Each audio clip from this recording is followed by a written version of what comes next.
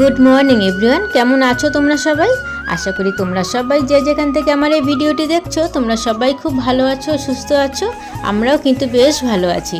আমাদের LDC sister ব্লগে তোমাদের সবাইকে স্বাগত জানিয়ে শুরু করলাম আজকের আর একটি নতুন ব্লগ। আশা করি ব্লগটি তোমাদের সবার খুব ভালো লাগবে। ব্লগটি যদি তোমাদের ভালো লেগে থাকে তাহলে একটা লাইক কমেন্ট করে দিও, আর যদি নতুন বন্ধু হয়ে থাকো তাহলে প্লিজ চ্যানেলটিকে সাবস্ক্রাইব করে নিও। আর যারা লাইক কমেন্ট করে আমার ভিডিওটি দেখা শুরু করেছো তাদের অনেক অনেক অনেক ভালোবাসা। সকালবেলা চলে এলাম ব্রাশ হাতে নিয়ে ছাদে, গাছগুলোতে একটু জল দিতে হবে সেই কারণে। আর এখনও তো প্রতিদিন জল দিতেই হচ্ছে, কারণ ভালো রোদের তাপ আছে। আর এই কুল গাছটা দেখতে পেয়েছো, এই গাছটা না এমনি হয়ে গেছিলো, তো এই গাছটাকে না আমি একবার মেরে দিয়েছিলাম, মানে ভেঙে দিয়েছি। তো তারপরে দেখলাম কুল গাছের গোড়া থেকে না আবার একটা ডাল হয়ে তো এই কুল গাছটা হয়েছে। আর এই বছর দেখছি কয়েকটা ফুল দেখতে পেয়েছিলাম, জানো তো, সেই কারণে গাছটাকে আমি আর নষ্ট করলাম না। গাছগুলো তো ছাদে ছিল, কিন্তু জানো তো ছাদটা এত নোংরা হয়ে গেছিলো না, সেই কারণে গাছগুলোকে আমি একটু পাঁচিলের উপরে তুলে রাখলাম, ছাদটাকে পরিষ্কার করব, তারপরে এদিকে আবার সাজিয়ে গাছগুলোকে রেখে দেবো। জানো তো এবারে না শীতকালে আমার কোনো গাছ কেনা হয়নি। শীতের সময় যদি বাড়িতে কিছু ফুল গাছ না থাকে ছাদ বাগানটা কিন্তু মোটেও ভালো দেখা যায় না। তো তার জন্য ভাবছি একটু বাজারে যাব কয়েকটা গাছ কেনার জন্য। এর কাজ কমপ্লিট হয়ে গেছে, চলে এলাম ঘরে। তো ঘরে কিছু কাজ বাকি ছিল, বাসি কাজ, সেগুলোকে সেরে নিলাম। আর তারপরে এবার খিদেও পেয়ে গেছে, তো দুধ ছিল এক প্যাকেট, সেই দুধটাকে আমি একটুখানি ভালো করে ফুটিয়ে নিচ্ছি। আর একটা ডিম সিদ্ধ বসিয়ে দিয়েছি। আর একটা ডিম সিদ্ধ দেওয়ার কারণ হলো আমি বাড়িতে একা রয়েছি, হাজব্যান্ড বাড়িতে নেই। তো তার জন্য আমার একার জন্যই বানাচ্ছি সকালের ব্রেকফাস্টটা। আগের দিন রাতের বেলা কিছু বাদাম ভিজিয়ে রেখে দিয়েছিলাম। তো এখন এই বাদামগুলো আর এই যে কলাটা নিয়েছি এগুলো দিয়ে একটা পেস্ট বানাবো। তারপরে দুধটা যে ফুটিয়েছিলাম সেই দুধটা দিয়ে এগুলোকে খেয়ে নেব। আর এই বাদামগুলো আর এই খেজুর এগুলো না আমার মোটেও চিবি খেতে ভালো লাগে না, ভীষণই বিরক্তকর মনে হয়। সেই কারণে আমি এটা করি, পেস্ট করে নিয়ে তারপরে দুধ দিয়ে একবারে খেয়ে নিই, খেতেও কিন্তু বেশ ভালো লাগে, বেশি টেস্ট হয়। কলাটা তো গোটা দিতে পারবো না, কলাটাকে একটা ছুরি দিয়ে টুকরো টুকরো করে নিলাম। এই কলাটাকেও পুরোটা দিয়ে দেবো, তারপরে পেস্টটা করে নেব, আর কিছুটা দুধও দিয়ে দেবো। তারপরে দেখো আমার পেস্টটা কিন্তু হয়ে গেল। আর একটা কাপ নিয়ে নিলাম, তো কাপটার মধ্যে আমি ঢেলে নিলাম।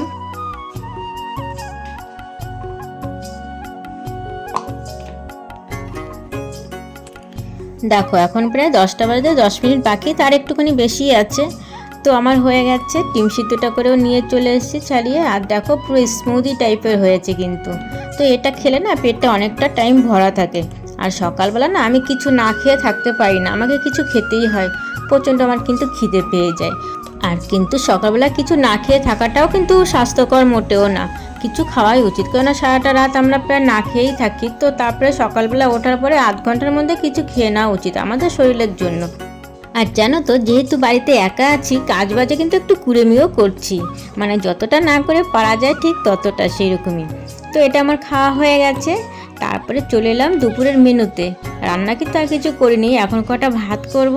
আর এই যে মাছের তেলটা দেখছো, এটা কিন্তু কাতলা মাছের তেল, তো দুটো তেল নিয়ে আসা হয়েছিল, তো এই তেলটাকে করব। জানি অনেকে তেলটা দেখে খুব নাক ছিটকাবে, জানো তো কিছুদিন আগে কিন্তু আমিও এই তেল পটকাটা দেখলে এরকমই নাক ছিটকাতাম, কিন্তু তারপরে একবার খেয়ে দেখলাম যে বেশ ভালোই তো লাগে। তো তারপর থেকে কিন্তু আমি এখন খাই।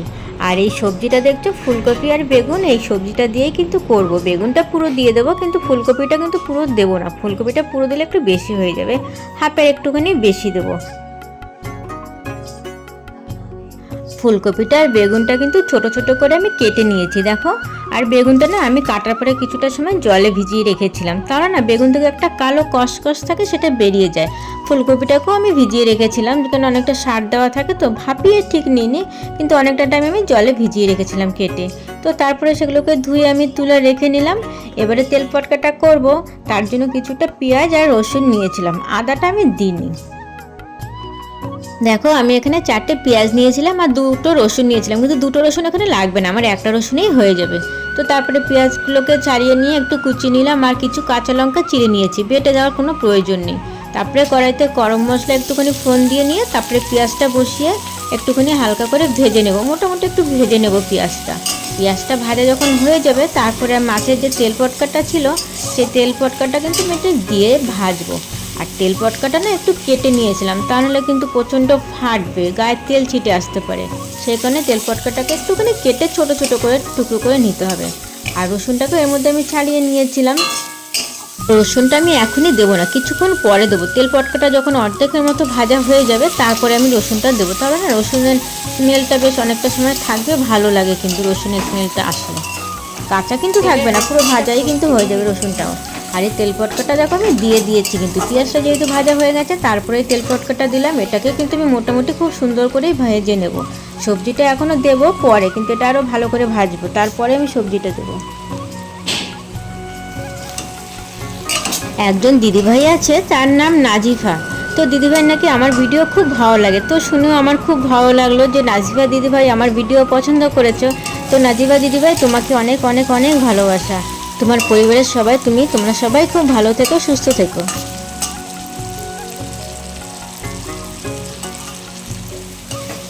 এবার দেখো তেল পটকাটা কিন্তু পুরো ভালোভাবে ভাজা হয়ে গেছে। আর এবারে আমাকে সবজিটাকে ঢেলে দিতে হবে। আর আমি সবজিটাও দিয়ে দিলাম, ফুলকপি আর ওটা একটু জলটা ঝরানোর জন্য ঝুড়িতে রেখেছিলাম, এবার দিয়ে দিলাম। এবার এটা দিয়ে আস্তে আস্তে করে সুন্দর করে ভাজবো। আমি কিন্তু কড়াইটা ঢাকা দেবো না, কড়াইটা না ঢাকা দিয়েই কিন্তু রান্না করব আমি। তাহলে কি বলো তো, জলটা আর বেরোবে না, যে তেলটা বেরিয়েছে সেই তেলটাই করে আস্তে করে সবজিটাও কিন্তু সিদ্ধ হয়ে যাবে। আস্তে আস্তে করেই রান্নাটা আমি করবো। সবজিটা দেওয়ার পরে অনেকটা সময় ধরে আস্তে আস্তে করে এটাকে ভেজে নিতে হবে। আর একটুখানি নুন হলুদটা মাঝে একটুখানি চেক করে দেখতে হবে যে সব কিছু ঠিক আছে কি না। আর কিছু কাঁচা লঙ্কার ঝাল প্রয়োজন মনে হলো কিন্তু এখানে কিছুটা লঙ্কা দিয়ে দেওয়া যায়, যেহেতু আমি বেটে দিইনি, আমি কিন্তু চিড়েই দিয়েছি। আর কয়েকটা কাঁচা লঙ্কা আবার দিয়ে দিলাম, মনে হলো যে একটু ঝালটা দরকার আছে সেই কারণে। আমার এই মাছের তেলের রেসিপিটা তোমাদের কেমন লাগলো তোমরা অবশ্যই জানাবে কিন্তু। আর আমার কিন্তু খুবই ভালো লেগেছিলো, রান্না হওয়ার পরে যখন আমি খেয়েছিলাম সত্যি আমার খুব ভালো লেগেছিলো। আর এখন যেহেতু শীতকাল, তো ফুলকপিটা আর বেগুনটা কিন্তু খুব ভালো লেগেছিলো। আলুও দেওয়া যায়, তবে আমি কিন্তু আলু দিইনি, আলুটা দিলে আমার অতটা ভালো লাগে না। শীতের সময় হলে না আমি ফুলকপি আর বেগুনটা দিয়েই কিন্তু রান্নাটা করে নিই।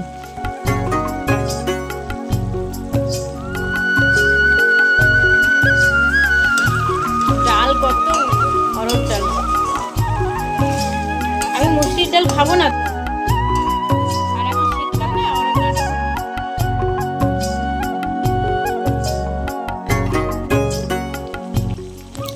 দেখো দেখে কি বুঝতে পারছো যে আমার তেল পটকাটা কিন্তু রান্না এবার হয়ে গেছে, আর সম্পূর্ণ রান্না হয়ে গেছে। আর আমার কিন্তু ওদিকে ভাতটাও কিন্তু বসিয়েছিলাম, হয়ে গেছে। তো গরম গরম ভাতের সাথে আমি নিয়ে নিলাম তেল পটকাটা। তো এর থেকে আমার আর বেশি কিছু দরকার আজকে নেই দুপুরের লাঞ্চে। এটা আমার কাছে একদম খুব একটা প্রিয় খাবার হয়ে গেল। তো আজকে আমি দুপুরবেলা এটাই খাবো। আর কিন্তু খেতে খুব ভালো লেগেছিলো, খুব টেস্ট হয়েছিল। তোমরা যদি কখনো কেউ না খেয়ে থাকো, অন্তত একবার ট্রাই করে দেখতেই পারো কেমন লাগে।